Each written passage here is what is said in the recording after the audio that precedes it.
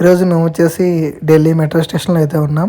మా work complete చేసుకొని metro నుంచి న్యూ ఢిల్లీ రైల్వే స్టేషన్కి అయితే వెళ్తున్నాం. మెట్రోలో మా వాడైతే అమ్మాయితో చాటింగ్ చేస్తున్నాడు, పులిహార కలుపుతున్నాడు. ఈడే కొత్త ఫ్రెండ్, ఇందాక పరిచయం అయ్యాడు. రూప్ మీద కూడా అమ్మాయిలనే చూస్తున్నారు చూడండి.